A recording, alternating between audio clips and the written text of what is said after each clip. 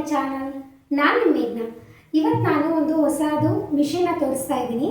ನಮ್ಮನೇಲಿ ಆಲ್ರೆಡಿ ಬಂದು 1.5 years ಆಗಿದೆ ಆಲ್ರೆಡಿ. ಇದು ಹಿಟ್ಟಿನ ಮಿಷಿನ್ನು. ಅದನ್ನು ಯಾವ ಥರ ಯೂಸ್ ಮಾಡೋದು ಮತ್ತು ಯಾವೆಲ್ಲ ಹಿಟ್ಟನ್ನು ಯೂಸ್ ಮಾಡ್ಕೋಬೋದು ಅಂತ ತಿಳಿಸ್ತೀನಿ. ಜೋಳ, ಗೋಧಿ, ರಾಗಿ ಮತ್ತು ಬೇಳೆ, ಕಡಲೆಬೇಳೆ ಎಲ್ಲ ಥರನೂ ನಾವು ಇದರಲ್ಲಿ ಮಿಷಿನಲ್ಲಿ ನಾವು ಇದನ್ನು ಮಾಡ್ಕೋಬೋದು. ಹಿಟ್ಟಿನ ಮಿಷಿನ್ನು ಮನೆಗೆ ಬೇಕಾಗೋದಷ್ಟು ಮಾಡ್ಕೋಬೋದು. ಬಿಸ್ನೆಸ್ ಪರ್ಪಸ್ಸಿಗೆಲ್ಲ ಅಷ್ಟೊಂದೇನು ಯೂಸ್ ಆಗುತ್ತೆ ಅಂತ ಗೊತ್ತಿಲ್ಲ, ಬಟ್ ನಾವು ಮನೆಯಲ್ಲಿ ಯಾವೆಲ್ಲ ಹಿಟ್ಟನ್ನ ಯೂಸ್ ಮಾಡ್ಕೋತೀವಿ ಅಂತ ತಿಳಿಸ್ತಿದ್ದೀನಿ ಅಷ್ಟೇ. ಗೋಧಿ ಮತ್ತು ಜೋಳ, ರಾಗಿ, ಆಮೇಲೆ ಕಡಲೆ ಹಿಟ್ಟು, ಈ ಥರ ಎಲ್ಲ ಹಿಟ್ಟುಗಳನ್ನು ನಾವು ಇದರಲ್ಲೇ ನಾವು ಮನೆಯಲ್ಲಿ ಯಾವ ಥರ ಹಿಟ್ಟುಗಳನ್ನು ಬಳಸ್ತೀವೋ ಅದೇ ಹಿಟ್ಟುಗಳನ್ನು ಈ ಮಿಷಿನಲ್ಲಿ ನಾವು ಹಾಕ್ಕೊಂಡು ಯೂಸ್ ಮಾಡೋದು. ಹಾಗೆ ಖಾರದ ಪುಡಿ, ಆ ಥರ ಎಲ್ಲ ಸ್ಪೈಸಿ ಐಟಮ್ಸ್ ಎಲ್ಲ ನಾವು ಯಾವುದೇ ರೀತಿಯಾಗಿ ಹಿಟ್ಟಿನ ಮಿಷಿನಲ್ಲಿ ನಾವು ಯೂಸ್ ಮಾಡ್ಕೊಳ್ಳಲ್ಲ. ಈ ಥರ ಗೋಧಿ, ಜೋಳ, ರಾಗಿ, ಕಡಲೆ ಹಿಟ್ಟು ಈ ಥರದನ್ನು ನಾವು ಯೂಸ್ ಮಾಡ್ಕೋತೀವಿ. ಮತ್ತು ಆಕಳಿಗೂ ಒಂದೊಂದು ಸತಿ ಇದೇ ಮಿಷಿನಲ್ಲೇ ನಾವು ಹಿಟ್ಟನ್ನು ಹಾಕ್ಕೋತೀವಿ. ಅಂದರೆ ತುಂಬ ಏನು ಹಾಕ್ಕೊಳ್ಳಲ್ಲ, ಕಡಿಮೆ ಕ್ವಾಂಟಿಟಿಯಲ್ಲೇ ನಾವು ಹಾಕ್ಕೊಳ್ಳೋದು. ಯಾಕಂದರೆ ನಮ್ಮದು ಒಂದೇ ಆಕಳಿರೋದ್ರಿಂದ ನಾವು ಕಡಿಮೆ ಕ್ವಾಂಟಿಟಿಯಲ್ಲೇ ನಾವು ಹಾಕ್ಕೊಂಡು ಯೂಸ್ ಮಾಡ್ಕೋತೀವಿ ಅಷ್ಟೇ. ಆಮೇಲೆ ಇದರಲ್ಲಿ ಒಂದು 3 kgಯಷ್ಟು ಕೆಪಾಸಿಟಿ ಇದೆ ಒಳಗಡೆ ಹಾಕ್ಕೊಳ್ಳೋದಕ್ಕೆ. 3 ಸೇರು ಅಷ್ಟು ಹಾಕ್ಕೋಬೋದು.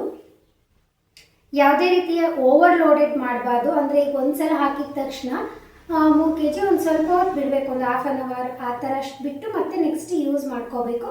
ಹಾಗೆ 2-3 ಸತಿ ಕಂಟಿನ್ಯೂಸ್ ಆಗು ಇದನ್ನು ಯೂಸ್ ಮಾಡ್ಕೋಬಾರ್ದು. ಓವರ್ಲೋಡಾಗಿ, ಓವರ್ ಹೀಟಾಗಿ ಕೆಡೋವಂಥ ಚಾನ್ಸಸ್ಸು ಸಹ ಇರುತ್ತೆ. ನಾವು ಯೂಸ್ ಮಾಡ್ಕೊಳ್ಳೋದು ಅದೇ ಒನ್ ಟೈಮ್ 3 kg ಹಾಕಿ ಮತ್ತೆ ನೆಕ್ಸ್ಟ್ ಒಂದು 1/2 hour ಬಿಟ್ಟು ಅದನ್ನೇ 3 kg ಹಾಕಿ ಅವತ್ತಿನ ದಿನನೇ ನಾವು ಸ್ಟಾಪ್ ಮಾಡ್ಕೊಂಡ್ಬಿಡ್ತೀವಿ. ಮತ್ತು ನೆಕ್ಸ್ಟ್ ಇದನ್ನು ನಾವು ಯೂಸ್ ಮಾಡ್ಕೊಳ್ಳೋದು. ಯಾಕಂದರೆ ಒಂದೇ ಸತಿ ಎಮರ್ಜೆನ್ಸಿ ಏನು ಅಷ್ಟೊಂದು ಇರಲ್ಲಲ್ವಾ.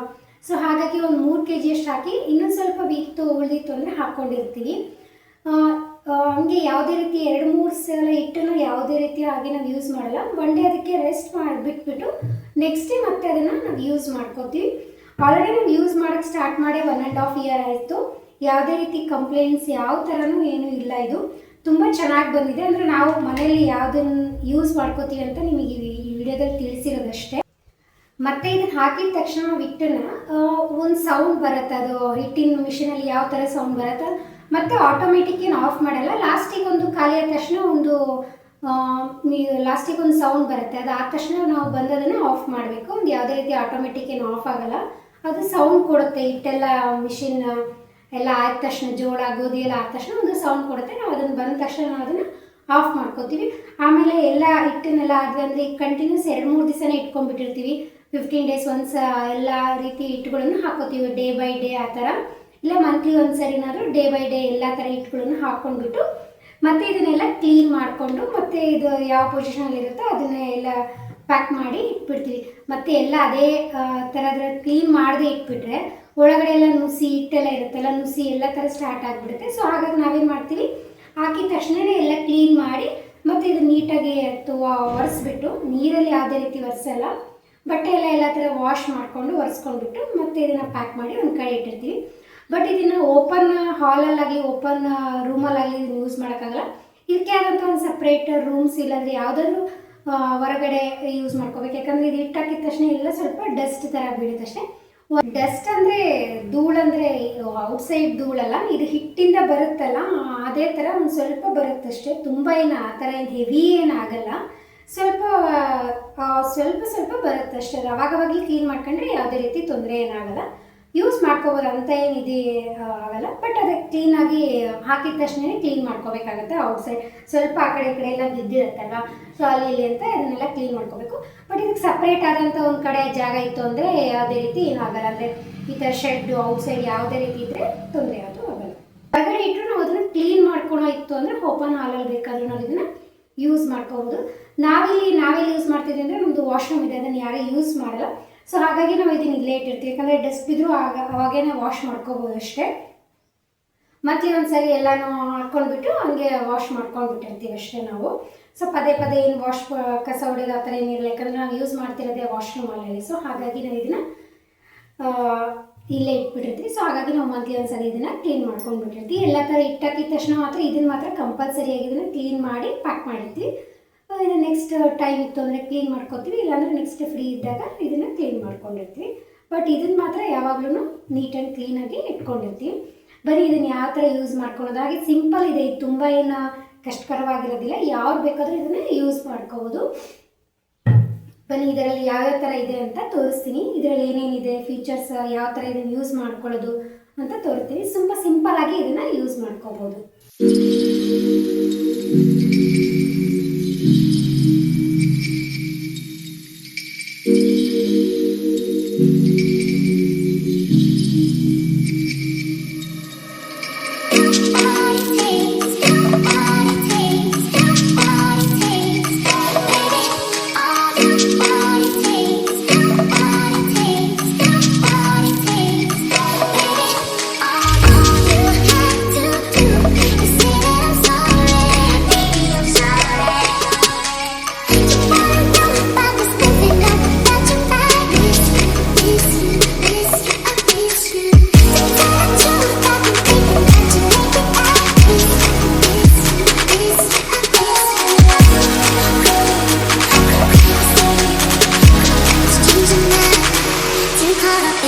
ಬನ್ನಿ ಈಗ ಇದನ್ನು ಯಾವ ಥರ ಯೂಸ್ ಮಾಡೋದು ಅಂತ ನೋಡೋಣ.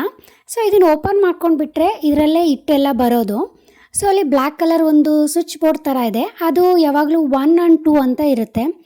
1 ಅಂತಂದರೆ ಸಣ್ಣದಾಗಿ ಬರ್ತಾ ಹೋಗುತ್ತೆ, 2 ಮಾಡಿದರೆ ಅದೇ ಕಾಳು ಬೇಳೆಯಲ್ಲಿ ಸ್ವಲ್ಪ ದಪ್ಪವಾಗಿ ಬರುತ್ತಷ್ಟೆ. ಸೊ ಇವಾಗ ಇದೇ ಬಾಕ್ಸಲ್ಲಿ ಅದು ಹಿಟ್ಟೆಲ್ಲ ಬೀಳೋದು. ಇದಕ್ಕೆ ಒಂದು ಲಾಕ್ ಸಿಸ್ಟಮ್ ಟೈಪ್ ಕೊಟ್ಟಿದ್ದಾರೆ. ಜಸ್ಟ್ ಇದನ್ನು ಲಾಕ್ನ ಓಪನ್ ಮಾಡ್ಕೊಳ್ಳೋದಷ್ಟೇ.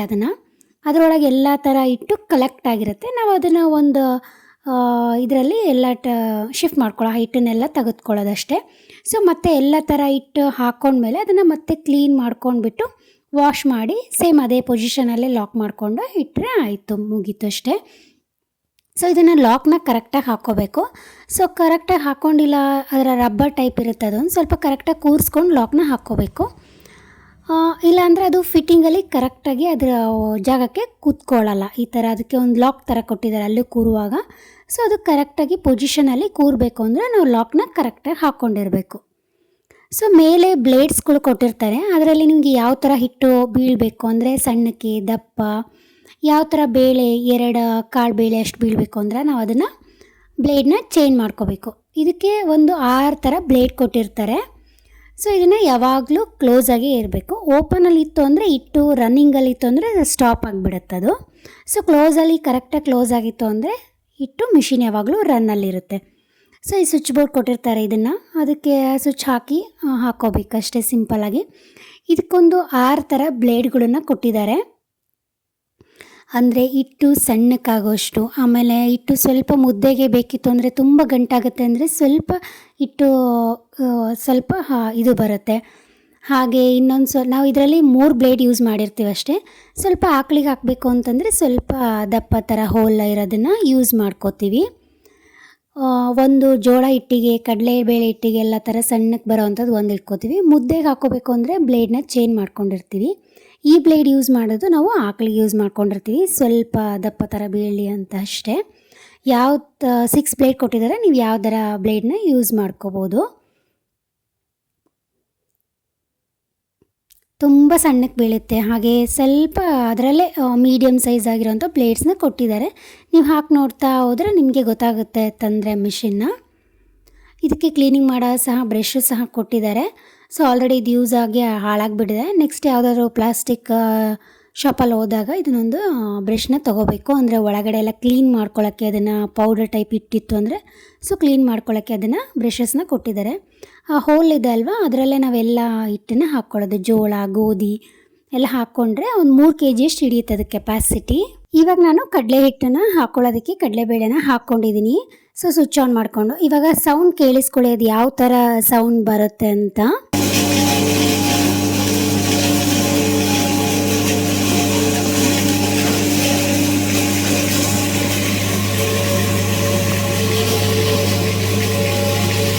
ನಾನಿವಾಗ ಕಡಲೆಬೇಳೆ ಹಾಕಿದ್ದೀನಿ ಮಿಷಿನಿಗೆ. ಸೊ ನಾನು ಇದನ್ನು ಲಾಗ್ನ ಸ್ಟಾರ್ಟ್ ಮಾಡಿ 4 o'clock ಆಗಿತ್ತು. ಸೊ ಹಾಗೆ ನೈಟ್ ಡಿನ್ನರ್ಗೆ ಅಂತ ನಾನಿವಾಗ ದೊಡ್ಡ ಪಾತ್ರೆ ಎಲೆದು ಪಲಾವ್ನ ಮಾಡ್ತಾಯಿದ್ದೀನಿ. ಸೊ ಅದು ಹಿಟ್ಟೆಲ್ಲ ಆಗೋಷ್ಟೊತ್ತಿಗೆ ಇದು ಪಲಾವ್ ಸಹ ರೆಡಿ ಮಾಡ್ಕೋಬೋದು. ಅದೊಂದು 45 minutes ಬೇಕಾಗುತ್ತೆ ಅದು ಹಿಟ್ಟೆಲ್ಲ ಆಗೋದಕ್ಕೆ. ಸೊ ಇವಾಗ ಎಲ್ಲ ತರಕಾರಿಗಳನ್ನು ಹೆಚ್ಕೊಂಡಿದ್ದೀನಿ. ಪಲಾವ್ ಮಾಡೋದಕ್ಕೆ ಬೇಸಿಕ್ಕಾಗಿ ಈರುಳ್ಳಿ, ಟೊಮ್ಯಾಟೊ, ಕ್ಯಾರೆಟ್, ಬೀನ್ಸ್ ಹಾಗೆ ಕೊಬ್ಬರಿ, ಕೊತ್ತಂಬರಿ ಎಲ್ಲ ಥರನೂ ರೆಡಿ ಮಾಡ್ಕೊಂಡಿದ್ದೀನಿ. ಸೊ ಈಗ ಒಂದು ಕುಕ್ಕರಲ್ಲಿ ನಾನು ಒಂದು 7-8 ಸ್ಪೂನ್ನ ಎಣ್ಣೆನ ಹಾಕ್ಕೊಂಡಿದ್ದೀನಿ. ಸೊ ನಾನು ಎಣ್ಣೆ ಯೂಸ್ ಮಾಡ್ತಿರೋದು ಕುಸ್ಬಿ ಎಣ್ಣೆ ಯೂಸ್ ಮಾಡ್ತಿದ್ದೀನಿ. ನೀವು ಬೇಕಿದ್ರೆ ಸನ್ಫ್ಲವರ್ ಹಾಗೆ ಶೇಂಗಾ ಎಣ್ಣೆ ಯಾವುದಾದ್ರೂ ಎಣ್ಣೆನ ಯೂಸ್ ಮಾಡ್ಕೋಬೋದು. ಸೊ ಎಣ್ಣೆ ಎಲ್ಲ ಸ್ವಲ್ಪ ಚೆನ್ನಾಗಿ ಕಾದ್ಮೇಲೆ ಒಂದು ಅರ್ಧ ಸ್ಪೂನ್ ಜೀರಿಗೆ ಹಾಕಿ 2 ಪಲಾವ್ ಎಲೆನ ಹಾಕ್ಕೋತಾ ಇದ್ದೀನಿ. 2 ಹೆಸರು ಕರಿಬೇವು ಹಾಕಿದ್ದೀನಿ. ಹಾಗೆ 2 ಮೀಡಿಯಮ್ ಸೈಜ್ ಆಗಿರೋಂಥ ಈರುಳ್ಳಿ, 1 ಚಿಕ್ಕದಾಗಿರೋಂಥ ಕ್ಯಾರೆಟು, ಒಂದು 10-15 ಬೀನ್ಸು ಎಣ್ಣೆಲಿ ಎಲ್ಲ ಸ್ವಲ್ಪ ಚೆನ್ನಾಗಿ ಮಾಗೋಡಿಸ್ಕೊತಾ ಇದ್ದೀನಿ. ನೀವು ಬೇಕಿದ್ದರೆ ಹೂಕೋಸು, ಆಮೇಲೆ ಎಲೆಕೋಸು ಯಾವ ಥರ ತರಕಾರಿನಾದರೂ ಯೂಸ್ ಮಾಡ್ಕೋಬೋದು. ಇದಕ್ಕೆ ಆಲೂಗಡ್ಡೆ, ಬೀಟ್ರೂಟ್ ಯಾವುದಾದ್ರೂ ಯೂಸ್ ಮಾಡ್ಕೋಬೋದು. ನಾನು ಸಿಂಪಲಾಗಿ ಇಷ್ಟೇ ತರಕಾರಿಗಳನ್ನು ಹೆಚ್ಕೊಂಡು ಮಾಡ್ತಾಯಿದ್ದೀನಿ. ರುಚಿಗೆ ತಕ್ಕಷ್ಟು ಉಪ್ಪನ್ನ ಹಾಕ್ಕೋತಾ ಇದ್ದೀನಿ. ಎಣ್ಣೆಯಲ್ಲಿ ಎಲ್ಲ ಸ್ವಲ್ಪ ಚೆನ್ನಾಗಿ ತರಕಾರಿ ಮಾಗಿಸಿದಷ್ಟು ರುಚಿ ಜಾಸ್ತಿ. ಒಂದು 1/4 ಸ್ಪೂನಷ್ಟು ಅರಿಶಿನ ಹಾಕಿ ಸೊ ಎಲ್ಲ ತರಕಾರಿ ಸ್ವಲ್ಪ ಚೆನ್ನಾಗಿ ಎಣ್ಣೆಯಲ್ಲಿ ಮಾಗೋ ಅಷ್ಟೊತ್ತಿಗೆ ನಾವು ರುಬ್ಕೊಳ್ಳೋದಕ್ಕೆ ಏನೇನು ಬೇಕು ಅಂತ ನೋಡೋಣ. 1 ಏಲಕ್ಕಿ, 2 ಲವಂಗ, ಸಣ್ಣ ಪೀಸು ಚಕ್ಕೆ ಹಾಗೆ ಚಕ್ರ ಮೊಗ್ಗು, 1 ಸ್ಪೂನಷ್ಟು ಸೋಂಕಾಳು, ಖಾರಕ್ಕೆ ತನಕ ಹಸಿಮೆಣಸಿನ್ಕಾಯಿ 5-6 ಹಸಿಮೆಣಸಿನ್ಕಾಯಿ, ಹಾಗೆ ಕೊತ್ತಂಬರಿ ಸೊಪ್ಪು, ಹಾಗೆ ಕೊಬ್ಬರಿ, ಹಸಿ ಕೊಬ್ಬರಿನ ಹಾಕ್ಕೋಬೇಕು. ಇದಕ್ಕೆ ಒಂದು ಸ್ಪೂನಲ್ಲಿ ಅಳತೆ ಪ್ರಕಾರ ಹೇಳಬೇಕು ಅಂದರೆ ಒಂದು 4 ಸ್ಪೂನ್ ಜಾಮೂನ್ ಸ್ಪೂನಷ್ಟು ನಾವು ಇದನ್ನು ಹಾಕ್ಕೋಬೇಕು. ಹಾಗೆ ದೊಡ್ಡಪತ್ರೆ ಎಲೆನ ಒಂದು 10-12 ಹಾಕ್ಕೋಬೇಕು. ದೊಡ್ಡಪತ್ರೆ ಹಾಕೋದ್ರಿಂದ ಪಲಾವ್ ಟೇಸ್ಟ್ ಬೇರೆಯೇ ಇದೆ, ನೆಕ್ಸ್ಟ್ ಲೆವೆಲ್.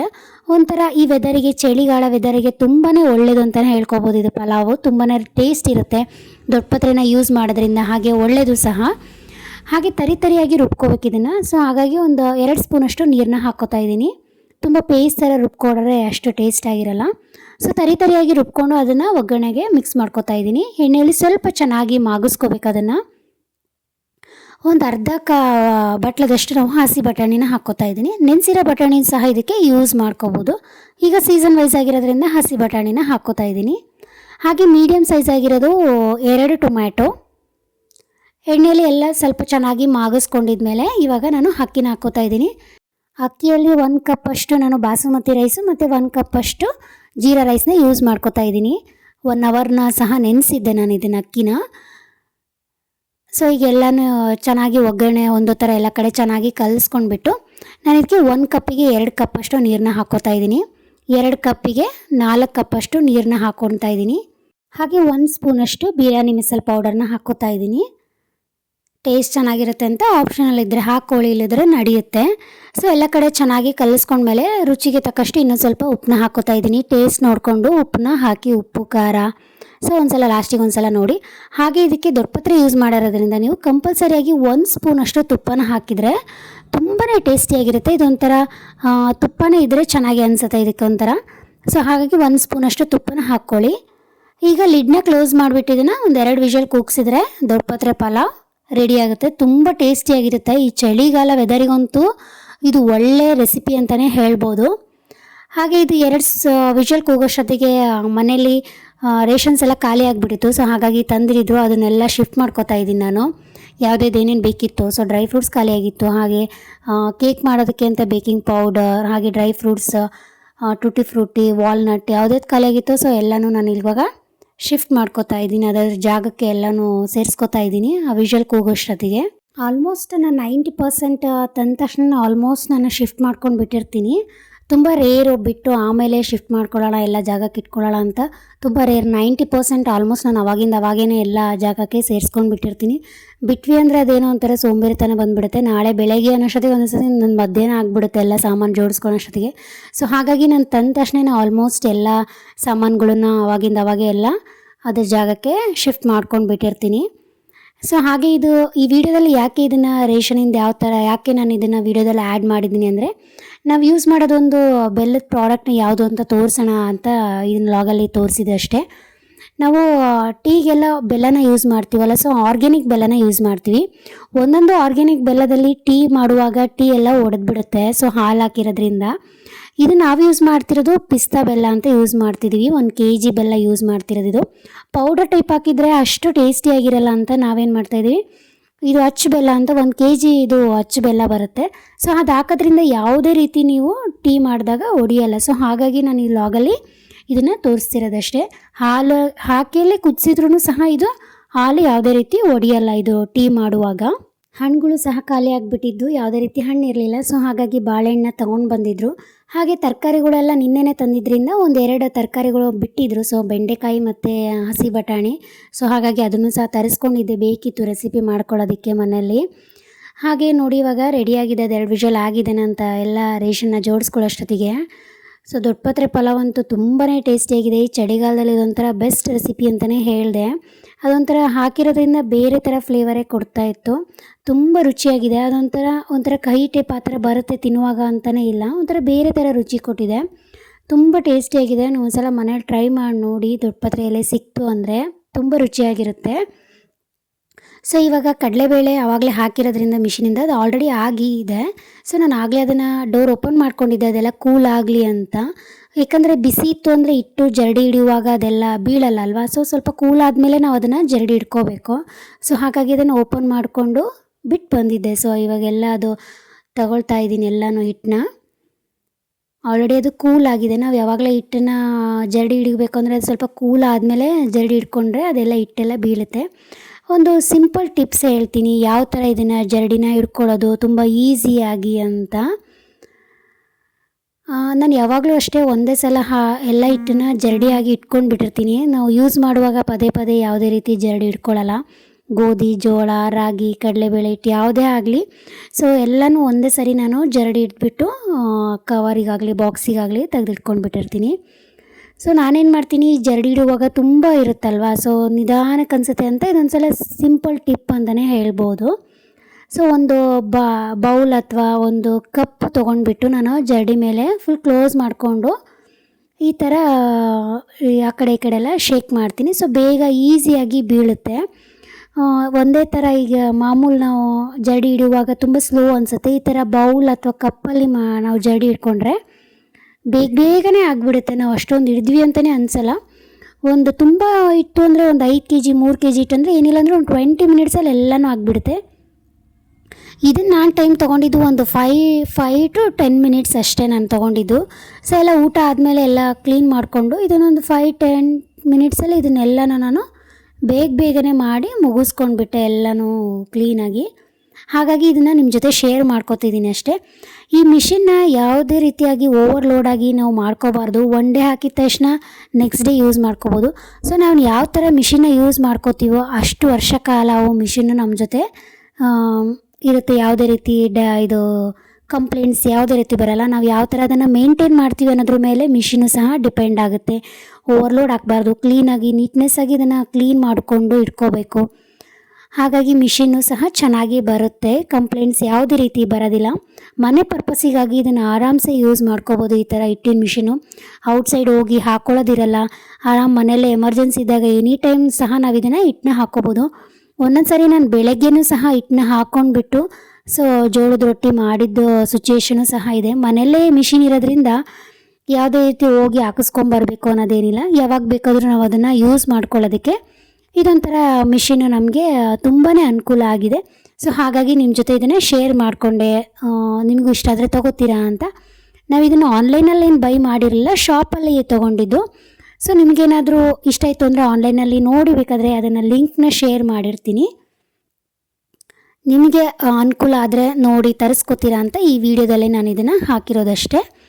ಸೊ ಸಿಂಪಲಾಗಿ ಈ ಥರ ನಾನು ಜರಡಿ ಇಟ್ಕೊಂಡ್ಬಿಟ್ಟು ಒಂದು ಕವರಿಗೆ ಹಾಕ್ಕೊಂಡ್ಬಿಟ್ಟು ಇಟ್ಕೊಂಡಿರ್ತೀನಿ, ಇಲ್ಲ ಒಂದು ಬಾಕ್ಸಲ್ಲಿ ಅದನ್ನು ಶಿಫ್ಟ್ ಮಾಡ್ಕೊಂಡಿರ್ತೀನಿ. ಸೊ ನಿಮಗಿದು ವಿಡಿಯೋ ಯೂಸ್ಫುಲ್ ಅನಿಸಿದರೆ, ಹಾಗಾಗಿ ಇಷ್ಟ ಆಗಿದ್ದರೆ ಒಂದು ಲೈಕ್ ಮಾಡಿ, ಹಾಗೆ ಶೇರ್ ಮಾಡಿ, ಕಮೆಂಟ್ ಮಾಡಿ. ಹಾಗೆ ನಾನು ಫಸ್ಟ್ ಟೈಮ್ ನನ್ನ ಚಾನಲನ್ನು ನೋಡ್ತಾ ಇದ್ದರೆ ಸಬ್ಸ್ಕ್ರೈಬ್ ಆಗಿ ಹಾಗೆ ಸಪೋರ್ಟ್ ಮಾಡಿ. Thank you all.